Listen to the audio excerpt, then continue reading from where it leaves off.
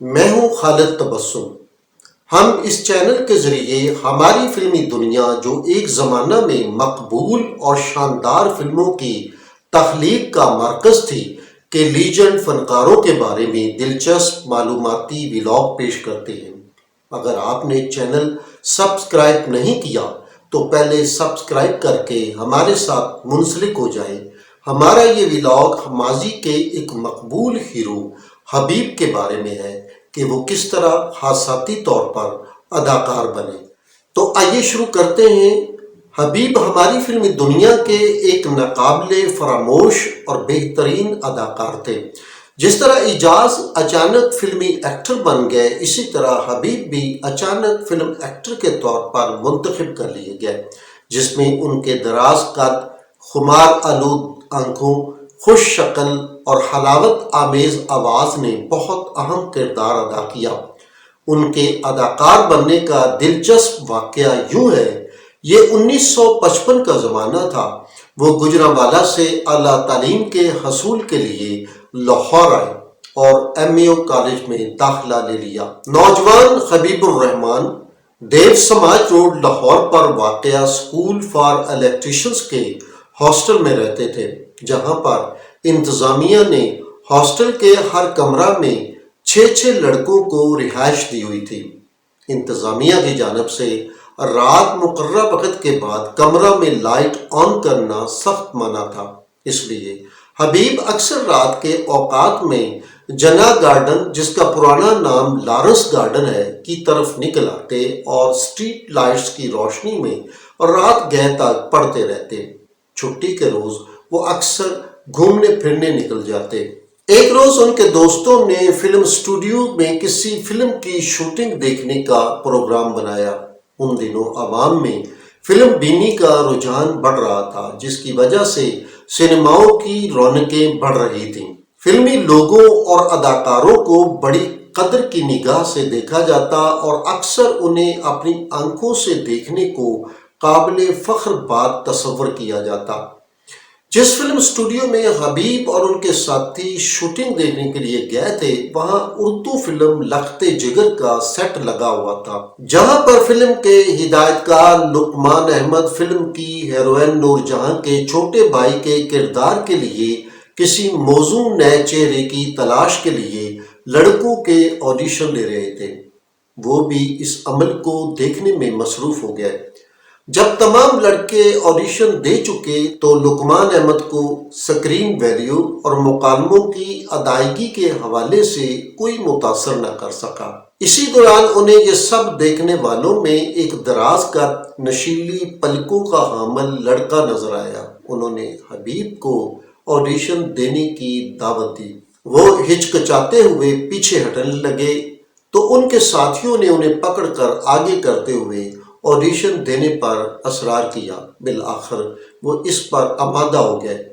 حبیب نے بتائے گئے مکالمے کیمرے کے سامنے ادا کیے تو لقمان احمد نے انہیں آڈیشن میں پاس کر دیا۔ اس طرح شوٹنگ دیکھنے والا نوجوان حبیب الرحمان فلم سٹار بن گیا۔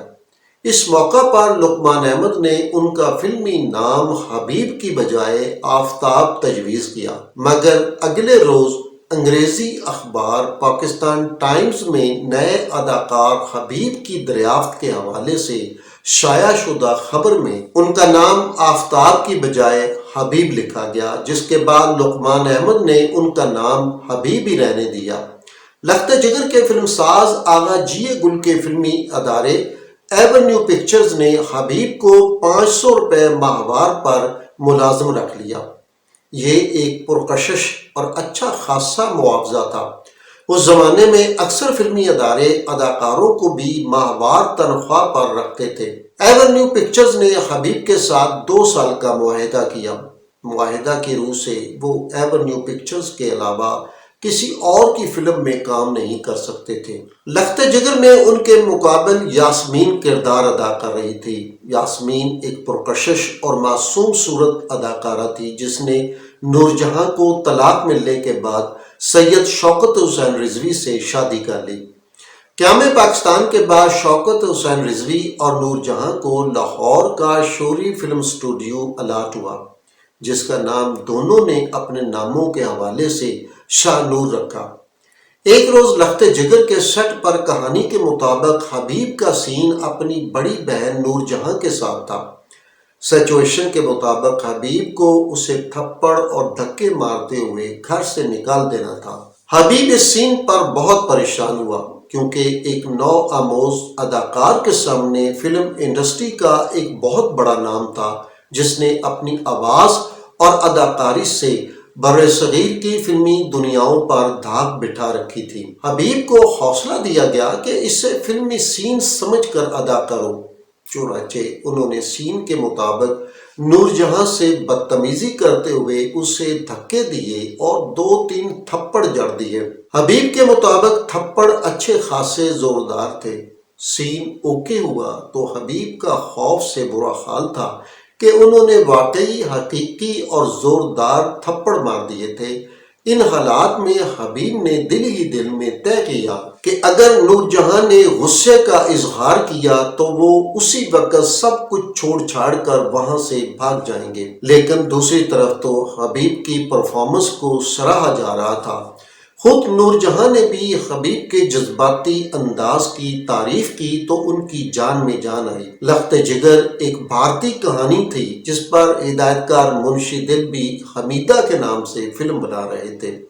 دونوں پارٹیوں کے درمیان ایک دوڑ لگی ہوئی تھی کہ وہ دوسرے سے پہلے مکمل کر کے سینما گھروں میں نمائش کے لیے پیش کریں۔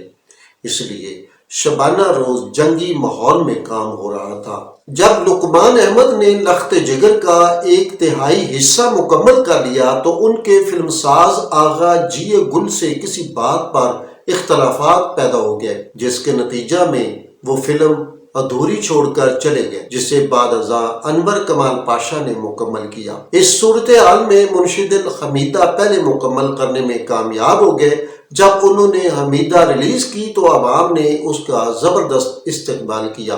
حمیدہ کو 10 فروری 1956 کو سینما گھروں کی زینت بنایا گیا۔ ایک ہفتے کی تاخیر سے 17 فروری کو لخت جگر بھی ریلیز کر دی گئی، مگر دیکھنے والوں نے اسے پذیرائی نہ بخشی۔ 1-1.5 ماہ کی فلمی مصروفیات کے بعد حبیب نے پوری توجہ تعلیم کے حصول پر مرکوز کر دی۔ وہ ہر ماہ ایونیو پکچرز کے دفتر سے تنخواہ وصول کرتے اور پھر ذاتی کاموں میں مصروف ہو جاتے۔ حبیب کا تعلق ایک غریب گھرانے سے تھا جو قیام پاکستان کے وقت ہندوستان سے ہجرت کر کے گوجرانوالہ میں آ کر آباد ہو گیا تھا۔ حبیب کو اعلیٰ تعلیم حاصل کرنے کا جنون تھا، اس لیے انہوں نے راہ والی شوگر مل میں کام کر کے تعلیم کا سلسلہ جاری رکھا۔ پھر محکمہ سول ڈیفنس اور محکمہ آبپاشی میں بھی کلیریکل کام کیا، لیکن جب وہ اداکار بنے تو تقدیر نے ان کی راہیں آسان کر دیں۔ فلموں میں آنے سے پہلے ہی گھر والوں نے خاندان سے رشتہ ڈھونڈ کر ان کی شادی کر دی تھی، جس کو انہوں نے ایک طویل عرصے سے فلمی لوگوں سے چھپائے رکھا۔ بقول علی سفیان آفاقی، اس سے حبیب کا مقصد خود کو کمارا ہیرو ظاہر کرنا تھا۔ ایک زمانہ میں آفاقی صاحب کے خلاف حبیب نے مقدمہ بھی کیا تھا کیونکہ انہوں نے حبیب کے خلاف خبریں چھاپی تھیں، جس کی وجہ سے ہو سکتا ہے آفاقی صاحب کے یہ خیالات کہیں نہ کہیں ان کی رنجش کا نتیجہ ہوں۔ اگر آفاقی صاحب کے مطابق یہ درست ہوتا تو حبیب نے ابتدائی چند سالوں میں کنوارا پن ظاہر کر کے ہیروئنوں کو اپنی جانب کیوں متوجہ نہیں کیا، بلکہ ان ہیروئنوں نے ہمیشہ ان کے لیے احترام کے جذبات کا اظہار کیا۔ ویسے بھی وہ طبیعتاً اور فطرتاً نرم مزاج اور اعلیٰ اخلاق کے انسان تھے۔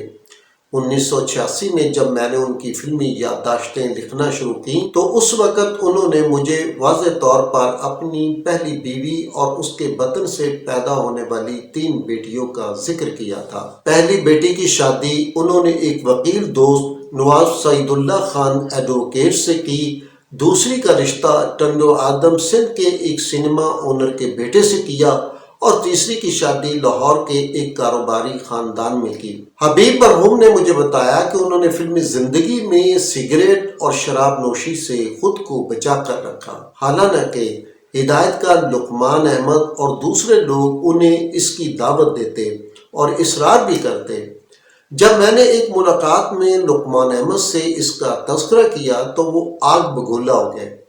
حبیب نے فلمی زندگی میں اداکارہ نغمہ سے شادی کی، جن کے ساتھ ان کی فلمی جوڑی بہت مقبول ہوئی تھی۔ یہ شادی کن حالات میں ہوئی اور پھر انہوں نے نغمہ کو کیوں چھوڑا، اس بارے میں تفصیلات آئندہ کسی ولاگ میں پیش کریں گے۔